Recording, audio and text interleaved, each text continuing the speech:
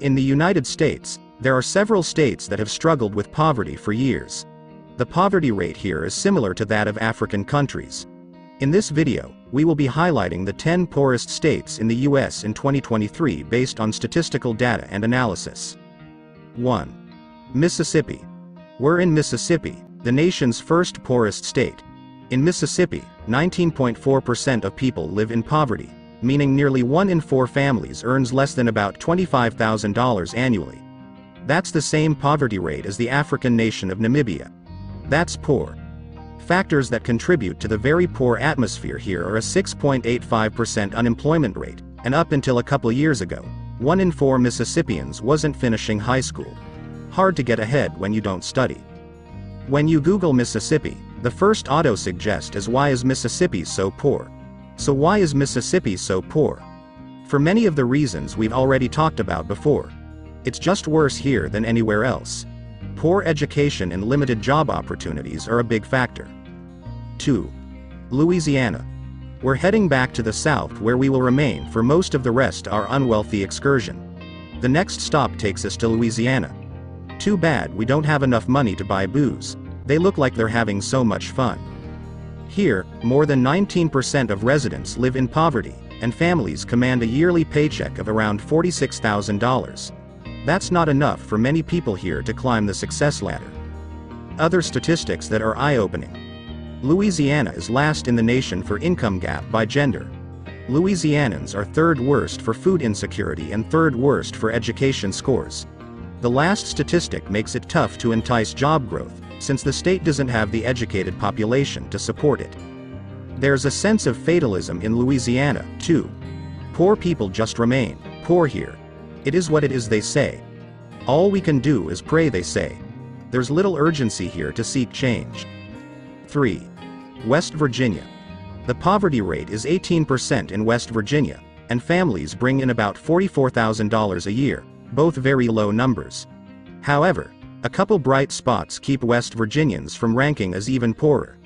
The unemployment rate isn't so bad here, so that's good. And the cost of living is so low here that low salaries mean more families can get by and remain out of poverty.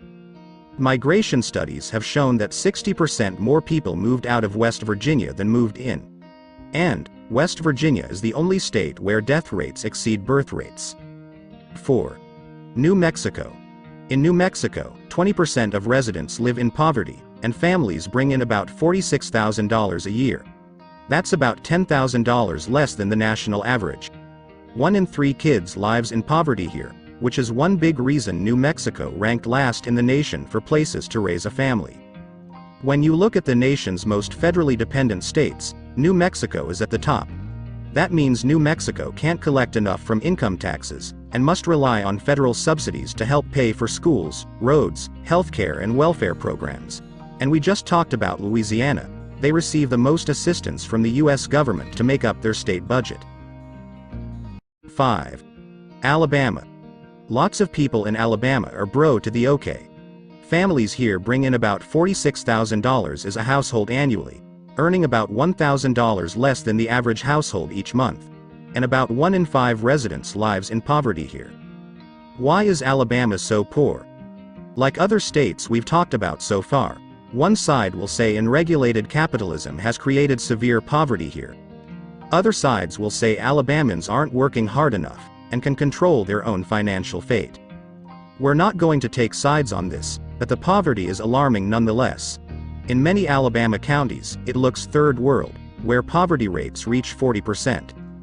The United Nations usually does research on poverty across the world, but recently, visited parts of America to see how bad poverty is here. Their first stop, Alabama. Their report was quite compelling, and discussed conditions similar to what we see abroad. 6. Arkansas. Next on our list of poorest states in America is 6th-ranked Arkansas. Here in Arkansas, a lot of bank accounts are empty. The natural state has an 16.0% poverty rate, and families bring in about $52,123 a year. We should note, here in Arkansas, smaller paychecks can be stretched much further than in other states, but it's still tough times here. Arkansas used to be pretty much the poorest place in the country, but they're not as poor as before. Back in the 1940s, nearly half of all Arkies lived in poverty. So that's good, economically, slowly, things are improving here. 7. Kentucky. Kentucky residents earn the 5th lowest salaries in the nation, at $46,000 a year. And 1 in 5 Kentucky peeps lives in poverty. If there is a bright side here, at least the unemployment rate is about average. So there are opportunities here to get ahead here. There's ways you can get out of the poorhouse, Kentucky guy. People make like $50 a week giving blood, but you have to donate good blood. I don't know if there's more meth or Mountain Dew running through a Kentucky man's veins. 8. South Carolina. We've arrived in South Carolina, the 7th poorest state in America. We'll grab something off the dollar menu cause that's all we can afford tonight. South Carolina peeps are straight struggling. They have a poverty rate of 16.9%, households bringing in less than $50,000 annually, and 90% of working adults here live paycheck to paycheck.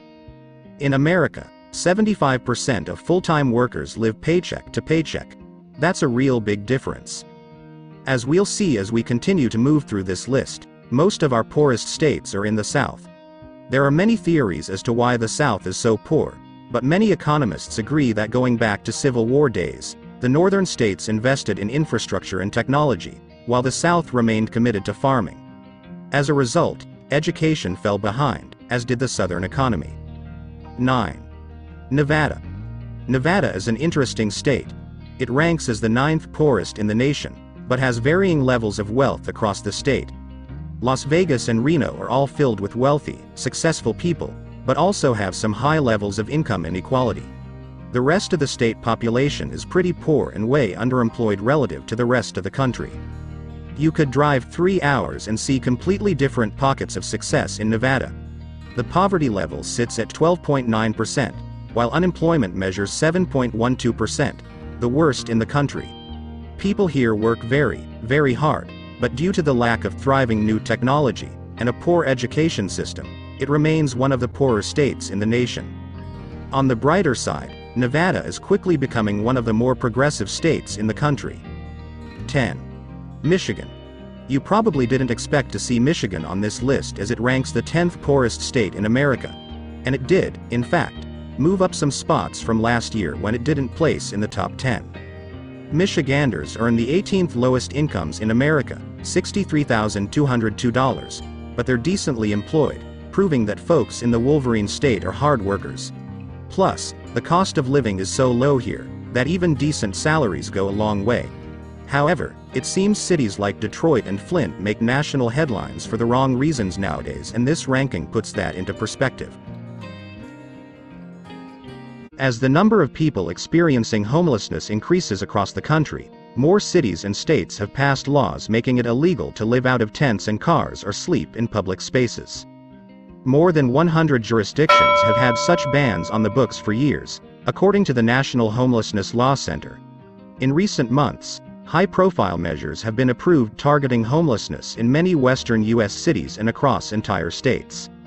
Federal data shows 582,462 people were experiencing homelessness on a single night in January 2022. Experts warn more people will enter homelessness as housing costs increase, as has been the case for decades in cities such as New York and in much of California. If visible, unsheltered homelessness continues to grow, city leaders will have an easier time passing measures advocates say criminalize basic needs such as sleep and sheltering oneself, Eric Tars, legal director for the National Homelessness Law Center, told